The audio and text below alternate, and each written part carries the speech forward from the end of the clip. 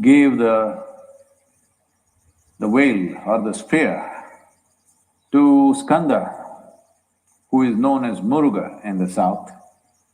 He is Skanda, he is Kumara, he is Subramanya and he is Muruga. Different geographies called him differently, but started as Skanda.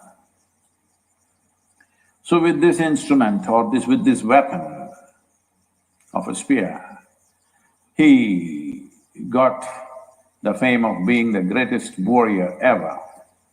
Fought across the subcontinent. It is said he went beyond the present borders of what we call as Bharat, because his name reverberated in the Persian culture as Iskandar. Went further north up into Central Asia and become Iskandar. And even today the word slightly mispronounced is used as Sikandar, somebody who is victorious over everybody, who becomes an emperor of all the rulers, but never held a kingdom. He only fought battles because he was committed to annihilating injustice. The boy was angry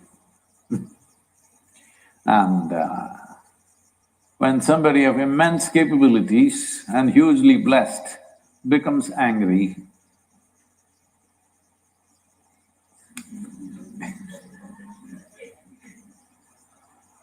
so it happened and wherever he thought there is injustice, he started killing.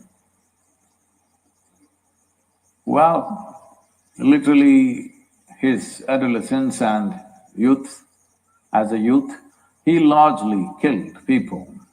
We don't know how many, but across the subcontinent he did, and he also went slightly out. Then he realized what is justice and what is injustice is not always an absolute. It's a question of perspective most of the time. Then he realized that somewhere deep inside, the fury of who he was is seeking revenge in the form of justice. When you go after somebody thinking you will serve justice, they will only experience it as revenge. So I'm not trying to say there is no justice at all, but there isn't.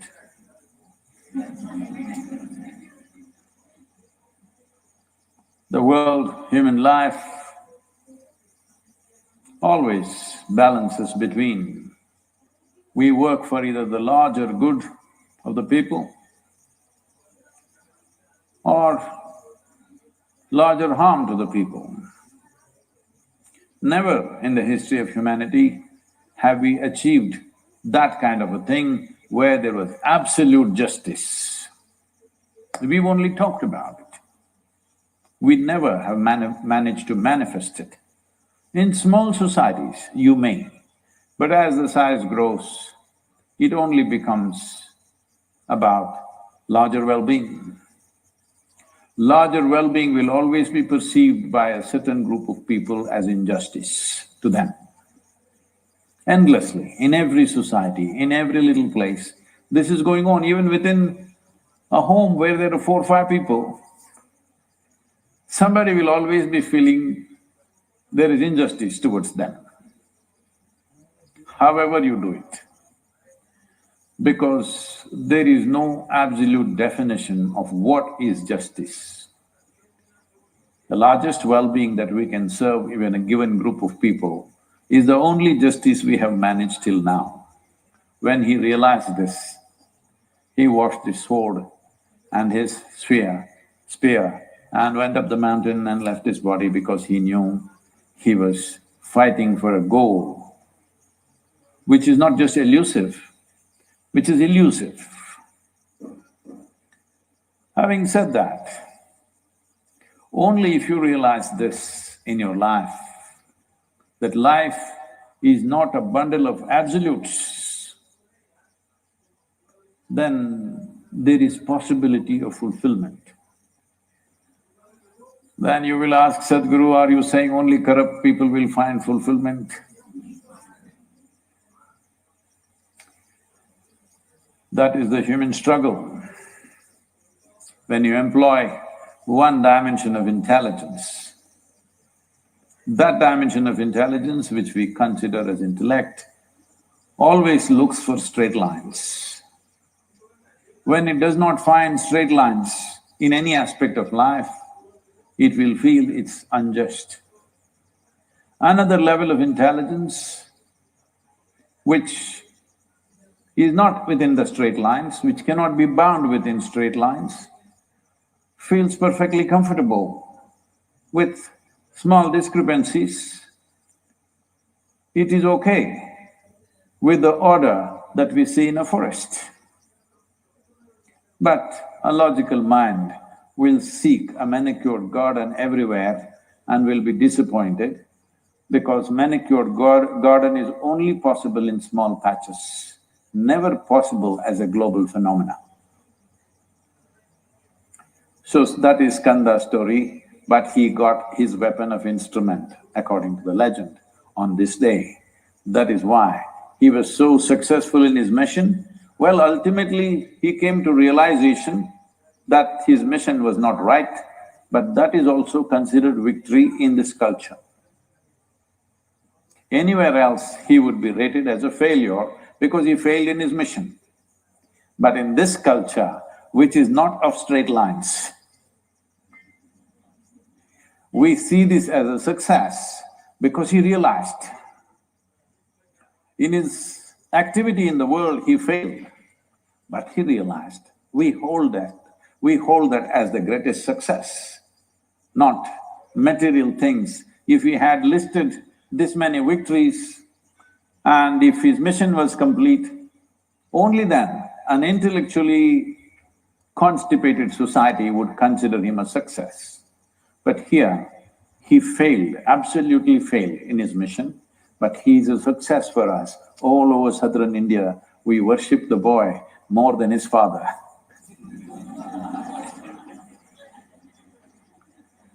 Today, everybody is at the Muruga temple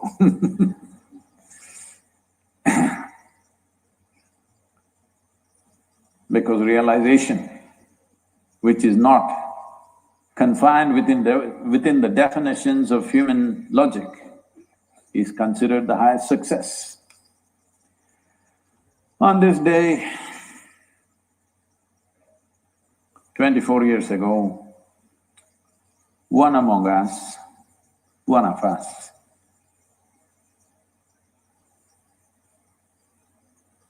became victorious in her journey. It was a loss for all of us, particularly for me and my girl. It was a big loss, but we still consider it a success. This is our problem. A massive loss, but because it was a success for that life. That life, any life for that matter, a life doesn't belong to anybody. As body, we may say this is parented by these people, this is married to this person or that person, or born to this person or that person, or fathered or mothered this person or that person. But as a life, we don't belong to anybody. As a body, we belong to somebody maybe, but as a life, we don't belong to anybody. So in that context, it has been one of the greatest victories that has happened here, though it was a great loss for us.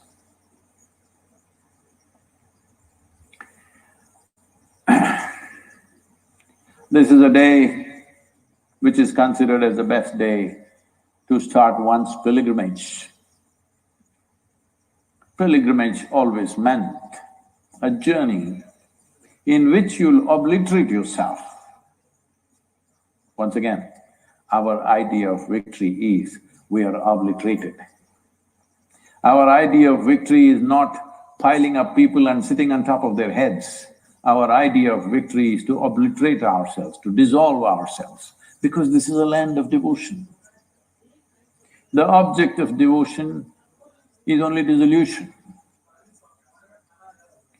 We may use another object as a means to dissolve, but the fundamental objective is to dissolve. Well, does it mean to say this is a culture committed to failure? No. Because within the framework of one's intellect, if once it's there, once it's here, once it's here, you would think, he is low, this is medium, this is high. But we always understood in this culture, the planet is round and it's spinning. Your ideas of what is low, what is medium, what is high, you're totally messed up in your head. You don't have a larger perspective of life. You're counting the steps that you climb because you're horribly identified with a little bit of earth that you gathered in the form of your flesh and bone. Because of that, your perspective is all messed up. This is a day where people start a pilgrimage, particularly in Tamil Nadu. Because pilgrimage means we have started the process to dissolve ourselves, wear ourselves down in every possible way. People walk hundreds of miles. There is still a vibrant culture of pilgrimage here, that people walk hundreds of miles to get to generally to the Murugan temple in Tamil Nadu, but various kinds happening across southern India. Because according to the position of the planet, we have recognized whatever we do within ourselves for our inner well-being finds results much more easily during this time. As I said, this is a generous or a benevolent time during the 12 or 13-month cycle. I say 12 or 13 because there is a solar cycle and there is a lunar cycle. Solar cycle generally works for us with a 12 as a basic calculation. It can be further divided, but 12 works for us.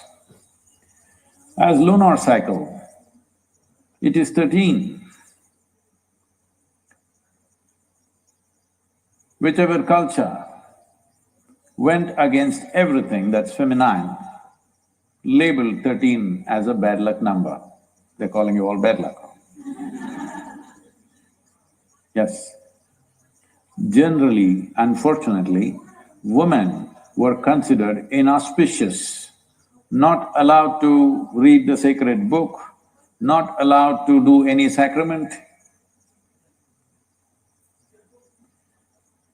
But this is a culture where we worship the woman.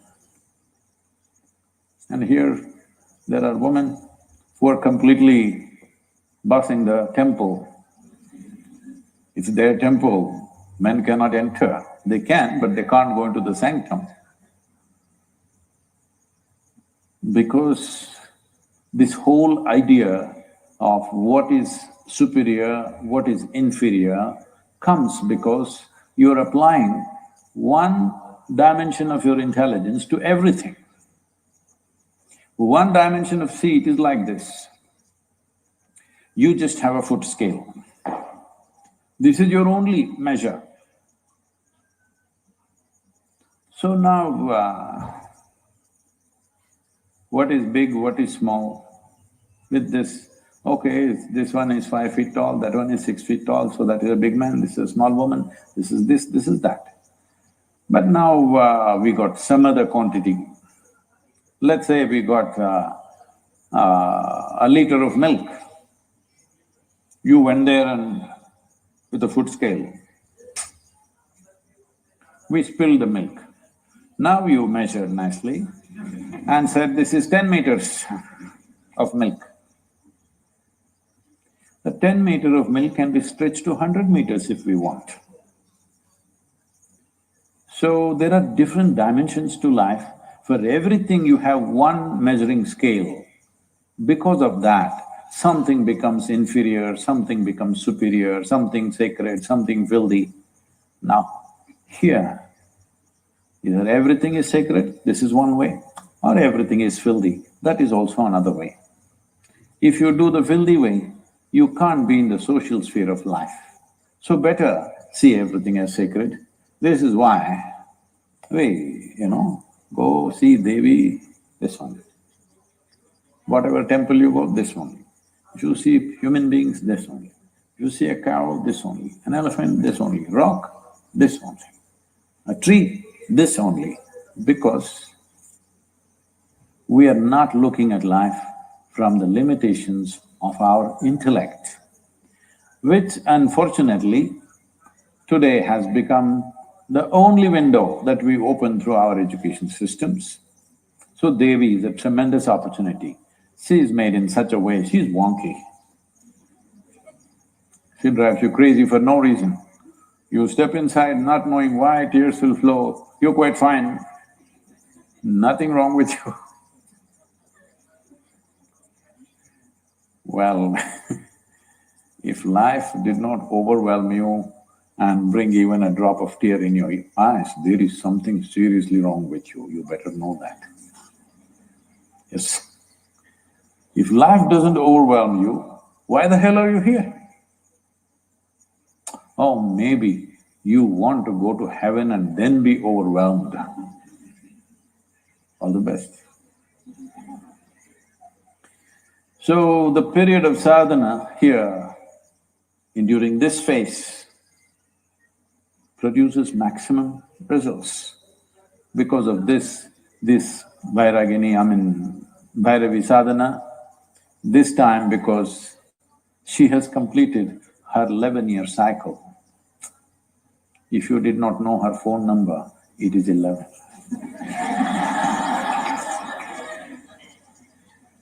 So because of this, there are many aspects, because solar cycle is 12 years. What is beyond 12 belongs to Shiva. What is below 12 belongs to Devi. Oh, Shiva's got more numbers? No, that's not how it is. No, because there are some feminists. I want you to understand, this is ultimate feminism. This is ultimate feminism where a woman and all the processes of her body are worshipped, not seen as high and low. So why 11 is? Probably this is not yet well established in the modern sciences, but in the yogic science, the material dimensions of the world, the material dimensions of creation are in 11 dimensions. Everything that's material is 11. If it moves to the 12th dimension, it starts dissolving into becoming non-material or non-physical in nature. So what is beyond 12 is Shiva's realm. Shiva means that which is not. So beyond 12, it is no more physical, it is that which is not. What is below 12 is 11. So this is that which is. So Devi is consecrated in a way that everything that we do with her is 11. You see, even her Trishulam is at 11 o'clock. We are located at 11 degrees latitude. All these things have fallen well together. The way space and time is conceptualized in the form of material manifestation of creation, even in modern science, is moving towards… theoretical physics is moving towards clearly saying there are 11 brains or 11 membranes or 11 universes or trans-universes. Beyond that is non-physical dimensions. Still there is existence, but not particular in nature, not material in nature. The deepest trench that you find in the oceans of this world is 11 kilometers, because the design of what happens in the creation is based on certain fundamentals. One thing manifests in one way, everything else is related to that.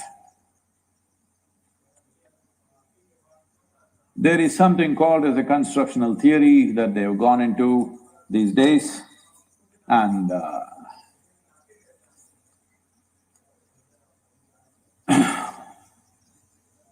they are clearly saying the design of an atom and the design of the cosmos are same. The fundamental design of an amoeba and that of a human being is the same. Only the complexity and sophistication has multiplied many-fold over, so it looks so different, but fundamentally it is the same thing. So because of this, in the material world, so many things hang around number 11, because that is the dimension we are representing as Devi.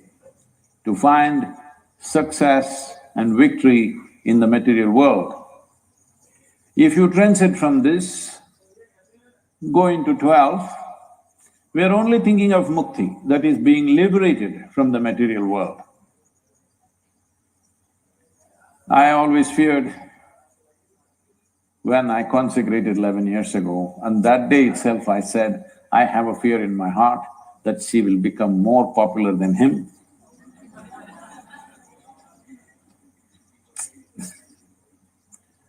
It is happening already. As a part of as a part of regulating her popularity, we are doing a bit of a lockdown for the last few years for her, not just for the virus, even before. We're closing down the Devi temple for a period of time. This period may increase as she becomes more popular, because we don't want people to be more focused on material victory than ultimate victory in their lives. They need to come, temple is closed, so at least then they go and sit in dhyana.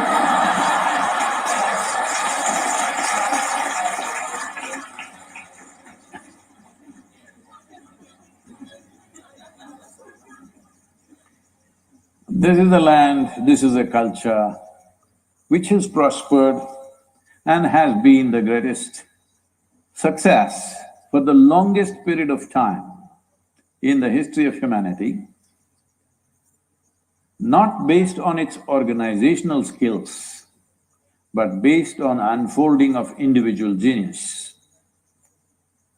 We have produced magnificent human beings, the kind of human beings that gods would be envious of. So many. So the success of whatever we did has always been because genius opened up very generously, because we figured out how life gets to its best. In this process of unfolding human genius, the energy manifestation that we refer to as Devi, Bhairavi today is a significant aspect that one can use this to unfold the variety of capabilities that a human being is capable of. Everything that any human being knows, who is living or who are gone by, everything that any human being ever knew could become a living source of knowing for you, if only if you open up certain windows within you. Now, I'm not talking about the Microsoft product, I'm talking about, okay, doors. Nobody's using that as a brand, okay? Doors. Not yet, I think. You can open up different doorways within your perceptional world where many aspects of life which got invested in different people in little parts of knowing never came together. If they had come together, something else would have happened for humanity. But if it comes together in any one human being, then what happens around there is incredible and fantastic. It's hard to believe that it's true. To that extent it can go. That is what the potential of Devi is. That is the potential of Bhairavi. How to access this dimension? Well, we could create more complex and sophisticated methods which will need enormous mental focus and energetic capabilities. But the second cycle of our life, the second 11 years now that we are starting from today, best way to go right now is with utter devotion. Devotion means, once again, as I already said, the object of devotion is dissolution. What can you dissolve? You're not planning to dissolve the body. Everything that you consider as myself, what you consider as myself right now is a bundle of likes, dislikes, hates, loves, vows and pukes. I'm using the social media language.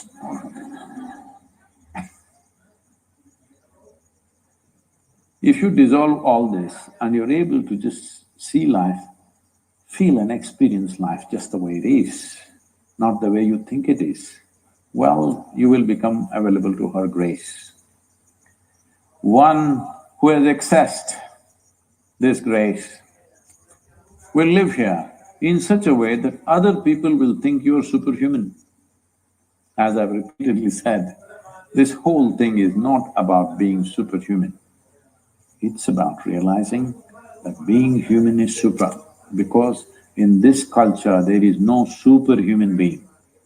It is only human beings rising to become godlike. Human beings who are born like you and me, no special birth, ordinary, regular delivery of their mothers, painful as usual, go through all the trials and tribulations of life and still rise to a place where everyone sees them as divine. This is what you need to understand. All the people that you worship, whether it is Krishna, Rama, Shiva, Muruga, all of them walked this geography, went through all the pains and struggles of life, but today when you look at them, you think they are godlike. This is very important, that we don't drop them from the heavens, because it's very important that they remain an inspiration for you to aspire for that, rather than just nailing them to the wall and becoming worshipful of them. They live as living inspirations. But did Devi walk this geography? No. We made her up. When I say we made her up, we understood the technology of God-making, not just as an emotional tool, but as an energy manifestation which has magnificent proportions to it. See, today you have built an airplane, let's say.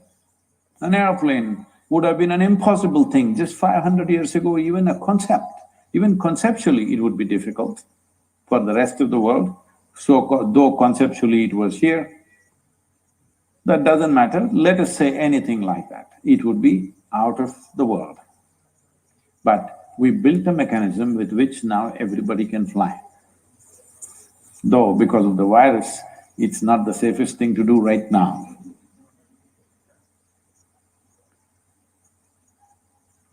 So a magical thing like this, I've been involved in aviation since I was 12, 13 years of age.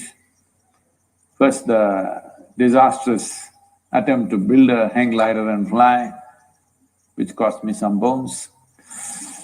And then proper hang glider built by somebody and flying that, and then motorized hang gliders, then of course commercial flights, and then now we have a rotary wing license to fly. So I've been engaged with aviation literally almost all my life. So I've observed this. Even though I might not have put in thousands of hours of actual flying, I've observed this and observed this, whether it's a bird or an insect. One aspect of my observation is always about how it flies. It always fascinated me, how is the damn thing flying? Because I couldn't.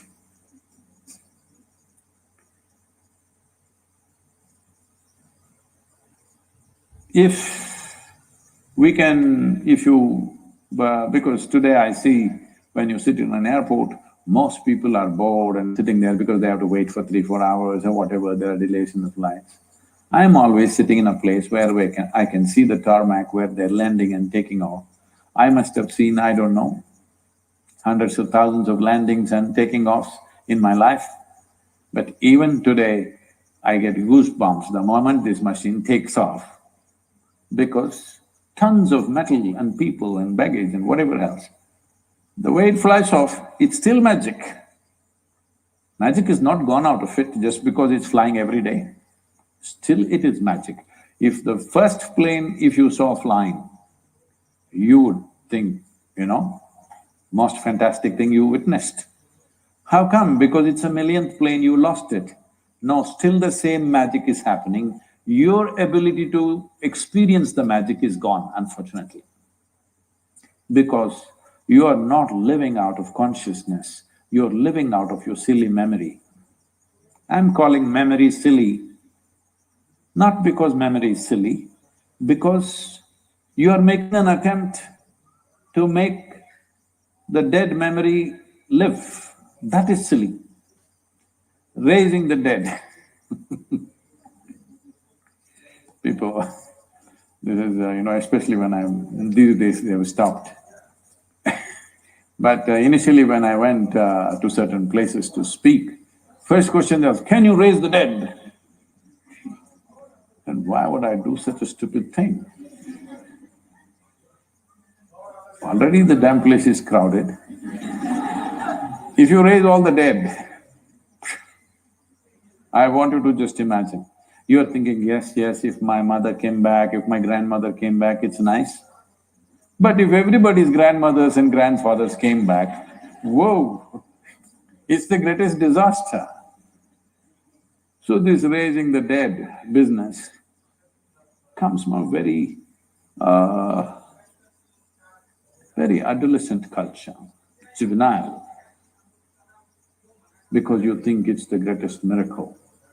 No, it is the silliest thing you can do is raise the dead.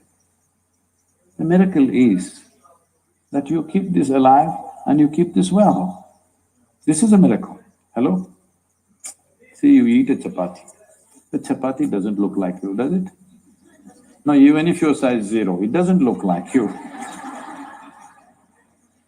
It doesn't smell like you, it doesn't taste like you, but it becomes you. This is a miracle. You have no eyes for real miracles that are happening all the time. But you want some silly miracle like this. No, that's not what she will do. She will make you overflow with life. So overflowing with life, if you have to die today, you will go willingly. Not that you're wanting to die, you're living. You're living not because you want to live, because you kept this well, you're living. It's not your desire which gives you victory, it's your competence which gives you victory, always. So she is very much in tune with that. She doesn't care what your desires are. She's looking at how to make you competent for this life and beyond. And that's important. If you have no competence, you have desire, all you will get is frustration halfway down the life. This is what they call as midlife crisis, because they have desires, no competence. They have desire to live joyfully, full of love. Midlife crisis is usually not only with the profession, usually it involves the family, relationships, all this. So I'm saying they want to be super successful by the time they're 35. They want to be in a great state of love and romance. None of those things are happening. They're in a midlife crisis simply because they're not competent either to love. With the attitudes they have, who can love them? Poor dog is the only one competent. Somehow he's made like that because, God and dog are so closely connected. No, I'm saying at least in spelling. So, somehow that poor dog is so competent, whatever kind of idiot you are, it's still loving. Huh? However crude you are, however nonsensical you are, still it is loving. People are expecting their husbands and wives to be as competent as a dog. No. There is no one human being anywhere who, when it comes to simply loving, because I see everywhere people say, Sadhguru, can we have unconditional love? I said, become a dog. He's already achieved it, I'm saying. If you are a human being, unfortunately, there are conditions and conditions and conditions and conditions. Hello? The conditions or no? The conditions. If you can rise a little above that, then you will see your love is of a different nature. Because you have enough awareness to realize love is not about somebody. Love is not some kind of an action. Love is the way you are. You have made your emotional dimension of your life very, very sweet. If you look at a man, you're loving. If you look at a woman, you're loving. If you look at this pool, you're loving. Even this fat guy, where is he? Him also you're loving, and even the cobra you're loving. If you close your eyes, you're just overflowing with love. You understand human experience comes from within. In that sense, devotion is a powerful tool that you dissolve all this. What you think is me, what you think is your persona or your personality is essentially a bundle of likes, dislikes, prejudices, loves and hates, vows and pukes. No, I don't want to, because we are online, there are people who live there. I'm talking I'm trying to bring them down so that they can meet Devi here in reality. But that's why we are beaming online also, so that they can at least experience it a little bit online. We'll leave it there. If there are any questions, please. I heard there are lots of questions.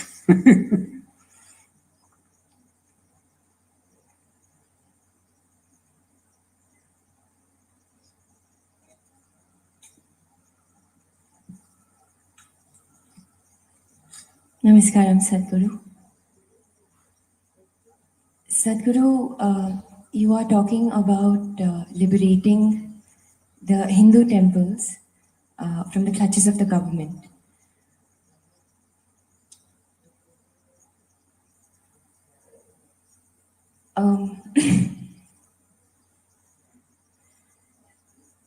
Sorry, so if Are you opposing me? Sorry? Are you opposing that? No. Okay. So you're talking about liberating the Hindu temples from the clutches of the government. Sorry,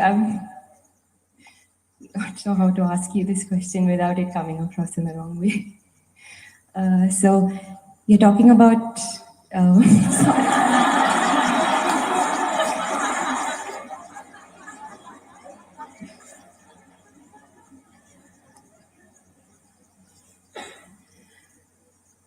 In case this does happen,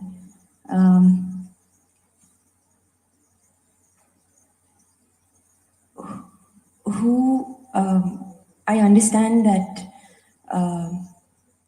anybody can be a part of the the management can be done by anybody, but who should actually be in touch with the deity? Do the Brahmins have to come back here again? And is this the only way that you can run a temple? Okay. I am not talking about it. I'm just trying to translate what is written in the Constitution as to how any spiritual, or if you want to call it religious spaces, should be managed or run. The fundamental rights in the country and in most parts of the world, almost every democratic nation, everybody can run their spiritual and religious institutions the way they want. Those who want will go there, those who don't want will not go there. So should a particular community come back? See, we must understand in this country, communities were formed on the basis of profession. If you're a carpenter, you're one kind of achari. If you're a goldsmith, you're another kind of achari. If you're a blacksmith, you're another kind of achari. If you're a trader, you're one kind of vaishya. If you're an agriculturist, you're another kind. If you're a ruling if you're a militant class, you're one kind. So based on professions, communities happen over a period of time. It is not that there was no transmigration, people could go. It is over a period of time where, unfortunately, people will perceive differences as discrimination and use it as a tool of exploitation. So if the Hindu temples, if you are saying, I'm saying they must be liberated. Hindu temples must be liberated because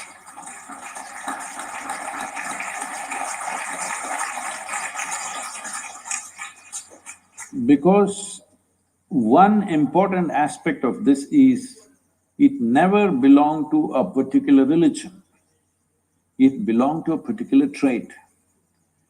Devi temples are made one way, Shiva temples are made another way, Krishna temples are made another way, Vishnu temples are all in one way, Brahma temples in different ways. And all the different kinds of Devis, they are made differently. These were all energy centers established for different purposes. According to your purpose, whoever you are, you could go there. And according to its nature, different class of people manage different types of temples. Over a period of time, for the maintenance of the temple, by the devotees constantly contributing to the temple, temple's wealth grew. As the wealth grew, slowly certain communities tried to kind of dominate that because there was so much money and so much wealth. So naturally, certain people dominated that. Well, in the British era, you must understand this, the Hindu temples were not taken over by the British Empire. It was taken over by a corporate called East India Company. A business took over the temples. Why do you think the business was interested in your religion? No, because they saw there was so much wealth, they decided they must take it. In 1840, because these temples were managed by the English people, resistance rose in the Christian community, both back home for them And also here, that Christian men are managing pagan temples, and we cannot condone that. So they decided to hand it back. By then they had shaved off all the jewelry, this, that. They couldn't take the land to England, so they took only what could be moved. Some temples escaped this, most temples lost their gold and diamond and everything that they had in huge quantities because people went on contributing. Only when some emergency like a famine or something came, it was for the temple to decide how much it should spend on those situations. Anyway, that's a history thing. Now if we release it, should the Brahmins come back? Not at all. Right now, there is no such thing, only a particular caste should become a carpenter, only a particular person should become a jeweler. All kinds of people are becoming jewelers. All kinds of people are doing jewelry design today because there is a college to train them. Similarly, we must establish institutions where we will train people what should happen in a Shiva temple, what should happen in a Krishna temple, what should happen in a Vishnu temple, what should happen in a Devi temple. So, whoever learns the process and passes the examination, they will run the temple. Well, right here at Isa Yoga Center, this is a classic example. Here the Bhairavi Devi, a stringent training process, because this has a certain level of ritual involved. Only women can do it. Men are only in the outskirts of the temple. They cannot go in because that's the nature of the consecration. Here in the Dhyanalinga temple, 1/2 of the month, the lunar month, men manage it. Another half of the lunar month, women manage it. But they're all brahmacharis, both ways. They're all ash people because he is ash. It is beyond the 12 number, he is like that. Now there's a Kala Bhairava temple coming up. You will see there will be totally different breed of people managing that.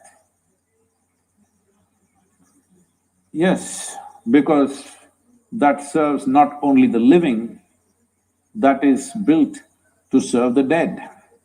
So that needs a completely different kind of involvement, it's different kind of competence to manage that. And even in terms of who comes into the temple, see here, people of all kinds of religions, caste, creed, everybody's coming, nobody checks who is who, because we are not interested who your father was. We are only interested where you want to go. This is the fundamental of democracy, I'm telling you. The fundamental of democracy is, we are not interested who your father was, we are only interested who you are. That's democracy. That is the basis of spirituality. We don't care who your father was or your grandfather was, whatever he might have been. What are you? Where do you want to go? This is all the concern of a spiritual process. So temples were not places of worship. Temples were not places where one man leads the prayer and everybody follows what he says. It never was. Priest only conducted a process. He's just there to facilitate. He's never ruling the place. He's never dominating the place. He's never giving a teaching. Nobody ever gives a teaching or philosophy or any kind of stirring up of the society. This is very important for the future of the world. So do not just call them Hindu temples. They are really temples where human beings can transform themselves. Human beings can nourish themselves for their inner development. So, right now, I'm saying even mosques and churches and everything should become like this. Let us say I like one aspect of what they're doing in a mosque. Why can't I go there? No, it's all segmented now. You can only go here, they can only go there. Fortunately, we've changed this completely. Here, there are a whole lot of people coming. Many ladies coming, burqa-clad ladies, they like Dhyanalinga, they like to sit there. Bhairavi is probably too ritualistic for them, they just look like this and go away. But they like Dhyanalinga, they come there. Many come only for the Tirth Kund, the Surya Kund and the Chandra Kund. It is fine with us. We don't force anybody to go here. This is a certain kind, this needs a different kind of involvement, that needs a different kind of involvement. As long as a human being is willing to follow the basic norms for which it is set up, basic purpose for which it is set up, and basic norms which facilitate that purpose, any human being should be allowed not only to enter the place, also to be in the sanctum. If somebody who is born as a whatever nonsense, high caste, low caste, Hindu, Muslim, Christian, Jew, Sikh, whatever, if they are drawn to a certain aspect and if they are willing to go through the necessary preparatory steps, today it can be established as an institution. You must understand, what was institutions has all been treated negatively as some kind of caste system. Now, institutions which trained blacksmiths have become blacksmith caste. It's an institution.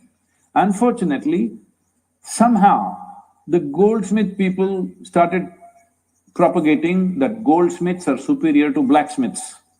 Though you cannot live without a blacksmith in a society, you can very well live without a goldsmith. Yes. So this superiority, inferiority business is something that's happened later on. The temple never had that. See, temple means it is trying to make a certain dimension of life which is crossing the boundaries of one's physical nature, available to people, available for people to experience that dimension. If you cross the boundaries of physicality, you have crossed all boundaries and divisions that you have created in the world in the name of caste, creed, gender, nonsense, all kinds of nonsense. We have… see, all these things have happened in many temples, they don't allow foreigners. See, there was a time where in India there were boards, Indians and dogs are not allowed into this place. So in reaction, you put it up in your temple, foreigners not allowed. This was your little reaction. And also it was true, people came in just to desecrate the temple. They come in… it is there any number of incidents where they come inside and they want to spit in the temple, any number of incidents where intentionally they want to urinate in the temple. Those were the times of occupation. That is gone. Today, if somebody who is not born in India wants to come into the temple, they're coming in because they genuinely want to come, not to desecrate it, not to dishonor it. They're really coming because they want to experience it. So, nationality, gender, caste, creed,